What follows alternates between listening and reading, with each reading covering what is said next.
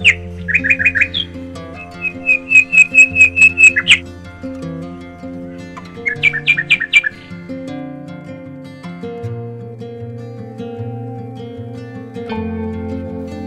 Morning, welcome back to my channel.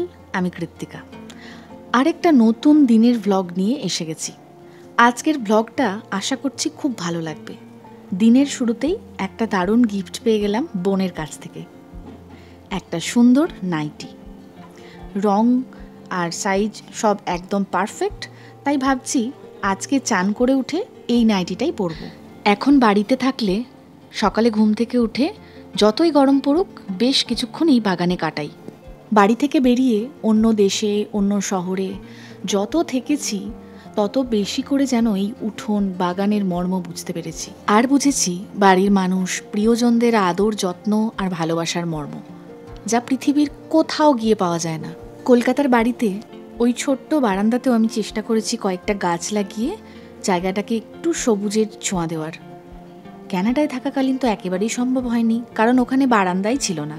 আমার সব থেকে বড় পাওয়া হলো ওই বারান্দাটাকে রণ বারান্দা বলে না, বলে বাগান। হঠাৎ একদিন আমি ওকে বললাম যে রণ, কয়েকটা জামা কাপড় শোকাচ্ছে তো বারান্দায়, ওখান থেকে নিয়ে এসো। ও আমাকে বলে দিল, ওটা তো বাগান, অনেক গাছ আছে না। এবারে আমাদের কাঁঠাল গাছে প্রচুর কাঁঠাল এসেছে। অবশ্য এরকম প্রতিবারই আসি, ওই গোড়াটা একেবারে বড় বড় কাঁঠালে ভর্তি হয়ে থাকে। আজকে অনেক রান্না করব এবং কেন এত এলাহি আয়োজন সেটা জানতে পারবে ধীরে ধীরে। সকালবেলায় দাদু এই এত মাছ বাজার করে এনেছে। এইবার আমাদের জল খাবার খাওয়ার পালা। রণ উঠে পড়েছে ঘুম থেকে, তাই আজকে একসাথে জল খাবার খাবো। এখানে থাকলে তো রণর কোনো দায়িত্বই আমার থাকে না, সব মায়ের ওপর চলে যায়। আর রণর তো প্রিয় মানুষ দিদুন। আজকের জলখাবারের মেনু হলো পেঁয়াজ ধনেপাতা দিয়ে বেসনের বড়া, সাথে মুড়ি শসা। খুব প্রিয় আমাদের। মুড়িটা আবার মা একটু কাঠখোলায় ভেজে দেয়, সঙ্গে বাদাম। চলো খেয়ে নি, তারপরে যুদ্ধ আছে।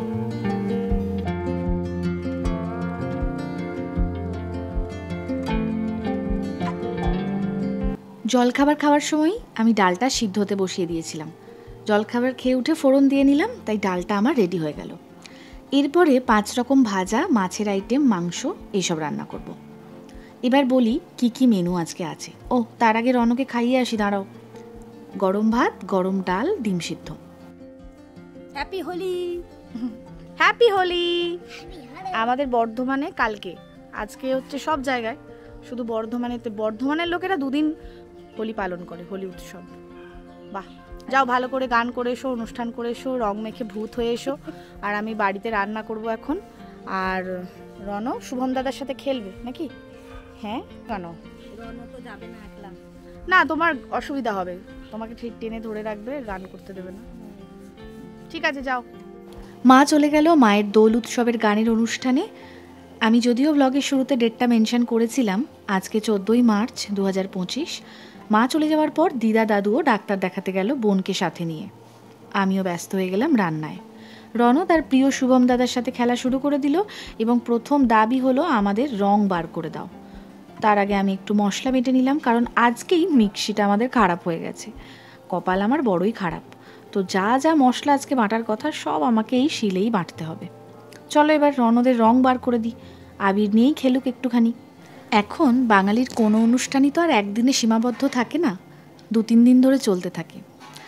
আর বিভিন্ন গানের, নাচের, স্কুলের বসন্ত উৎসবেও আবির মাখামাখি চলে। তাই এখন আকাশে বাতাসে শুধু রঙিন আবিরের গন্ধ।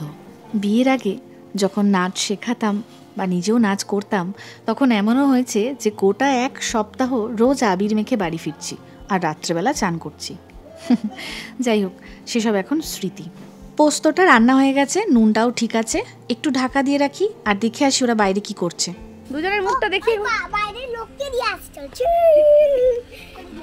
হ্যাঁ রে, তোরা তো আজকেই হোলি খেলে নিলি। এই হোলি হাতে লেগে গেছে না? কালকেও খেলতে হবে কিন্তু দুজনকে, ঠিক আছে? আজকেই তো সব রং শেষ হয়ে গেল রে। কালকে রং নাকি? কোঁচানো পেঁয়াজগুলোকে সিদ্ধ করে ঠান্ডা করে বেটে নেব। গতকাল খুব সুন্দর একটা মাছের রেসিপি দেখেছি ইউটিউবে, সেটা দেখেই আজকে রান্না করব। কাল থেকে চিকেনটা ম্যারিনেট করে ফ্রিজে রেখে দিয়েছিলাম, বের করে নিলাম কারণ এদিকে পেঁয়াজ ভাজা হয়ে গেছে।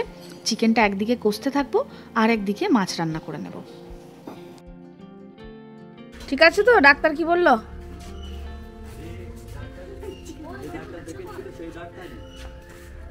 দিয়ে দাদু, দিদা আর বোন ফিরে গেল। ডাক্তার সব ঠিকঠাকই বলেছে। বেনারসের ওই ঘটনাটার পর থেকে দিদার শরীর অনেক ভেঙে গেছে।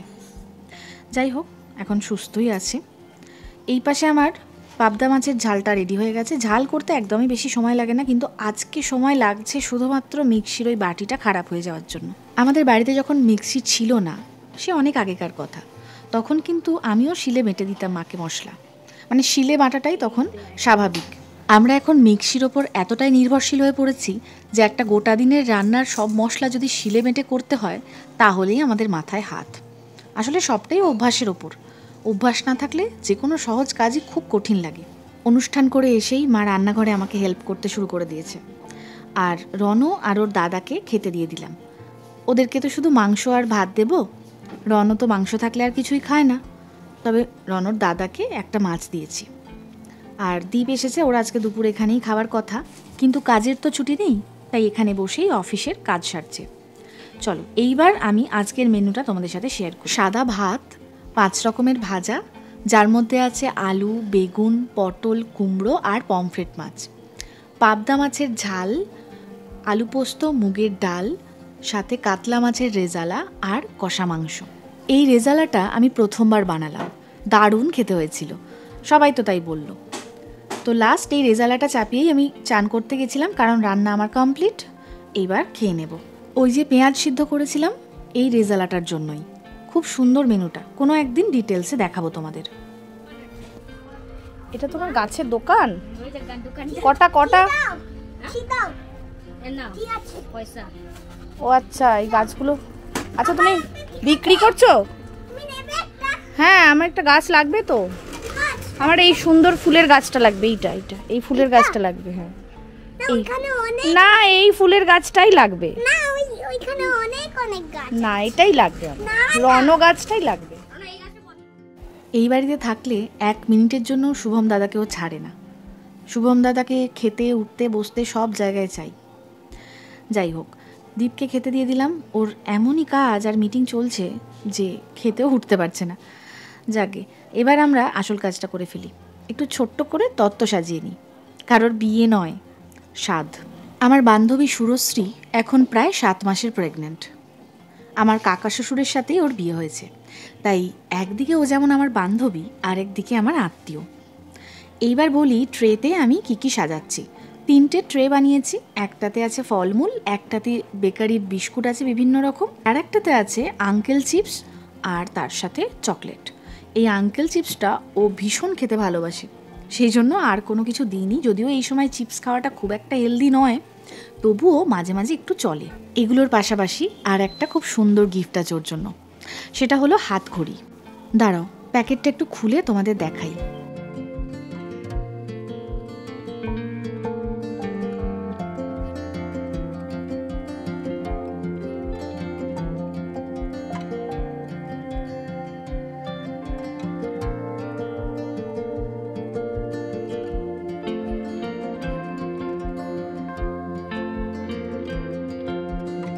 ট্রে 3টে সাজিয়ে নিলাম, একটু রেস্ট নিয়ে নিলাম। এরপর এসেছি খাবারগুলোকে প্যাক করতে। টিফিন কোটোর মধ্যে ভরে নিয়ে যাব। তবে এই সব করতে গিয়ে একটা আইটেম দিব্যি ভুলে চলে গেছি, সেটা হলো পাবদা মাছের ঝাল। ওটা আসলে বাড়ির জন্য করেছিলাম, সুরোর জন্য 2 পিস রেখে দিয়েছিলাম। ও এখন মাংস একেবারেই খেতে পারছে না, তাই জন্য মাছের আইটেমই বেশি রেখেছি, আর মাংসটা রেখেছি আমাদের জন্য। কারণ আমাদের এই গ্রুপের মধ্যে অনেকেই এমন আছে যারা একেবারেই মাছ খায় না, তো তাদের জন্য তো মাংসটা রাখতেই হবে। এবার মাংস যখন থাকবে মেনুতে, তখন কি শুধু আর 1-2জনকে দেওয়া যায়? সবাই খাবো আমরা, তাই বেশি করেই বানিয়েছি। আমার এই বন্ধুর গ্রুপটাকে তোমরা অনেকেই চেনো, মানে যারা বহুদিন ধরে আমার ভ্লগ দেখো তারা জানো যে ওরা কতটা আমার কাছের। তো তাদেরকে এত সুন্দর করে রান্না করে খাওয়ানোর সুযোগ কি সবসময় আসে? একজন এক জায়গায় থাকে, যে যার নিজের কাজে ব্যস্ত। সকলকে একই দিনে, একই সময়ে, একই জায়গায় জড়ো করাটা যে কী চাপের, সেটা সবাই জানো। তো আজকে যখন সবাই একসাথে হয়েছি, জমিয়ে খাওয়া দাওয়া আর আড্ডা হবে। প্রথমেই কফি করে নিলাম, পিয়ালি সবাইকে ডিস্ট্রিবিউট করে দিল, আর ওদিকে বর্ণালী সুরকে একটু সাজিয়ে দিচ্ছে। আজকের এই স্পেশাল দিনে বর্ণালীর হাতের ছোঁয়া না থাকলে হয়?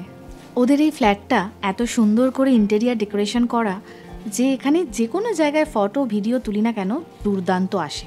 তবেই এই এত সুন্দর বাচ্চাগুলো খেলে ছড়িয়ে আনন্দ করে আমরা আড্ডাটা দিতে পারছি। রেস্টুরেন্টে হলে এতক্ষণে বাচ্চাগুলোকে এই এদিকে যাস না ওদিকে যাস না, এটা ধরিস না ওটা ধরিস না করতে করতেই পাগল হয়ে যেতাম। নিজেদের বাড়ি হলে এই একটা সুবিধা। ট্রে আর খাবারগুলো সাজিয়ে দিলাম। রিঙ্কি কিছু ফুলের পাপড়ি এনেছে, সেগুলো জিৎ এখন চারিদিকে সাজিয়ে দিচ্ছে। চলো দেখি কেমন সাজিয়েছে সুরকে। ও মা, কি মিষ্টিই না লাগছে। এই সাজটার জন্যই আজকের ওর অনুষ্ঠানটা আরও স্পেশাল হয়ে উঠল। চলো এবার ওকে খেতে বসিয়ে দিই, কারণ খুব বেশি দেরি করা যাবে না, ওকেও আবার ফিরতে হবে। এই ব্রাউনিটা বর্ণালী এনেছে রাগেশ্রীর কাছ থেকে। রাগেশ্রী অসাধারণ একজন হোম বেকার। ওর ফোন নাম্বার আমি স্ক্রিনে অ্যাড করে দিচ্ছি। তোমাদের যদি প্রয়োজন হয় যে কোনো অনুষ্ঠানে যে কোনো রকম কেক নির্দ্বিধায় নিঃসন্দেহে অর্ডার করতে পারেন।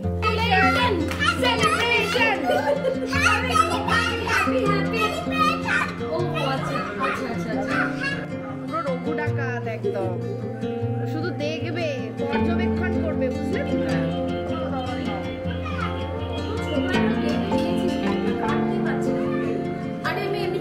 হেল্প করো, এটা ধরো, এটাই ধরো, এটা হচ্ছে।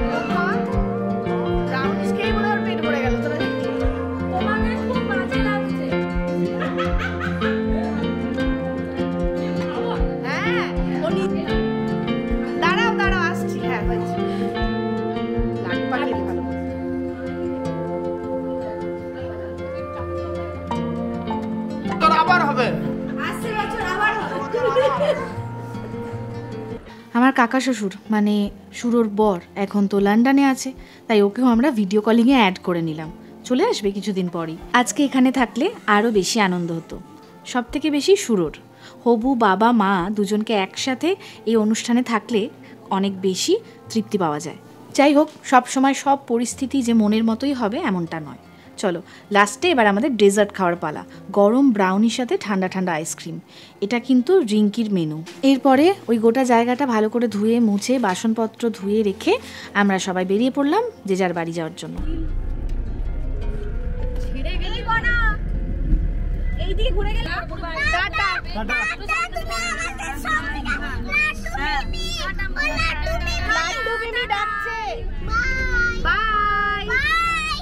আজকের মতো ভ্লগটা এখানেই শেষ করলাম। তোমরা সবাই ভালো থেকো, সুস্থ থেকো।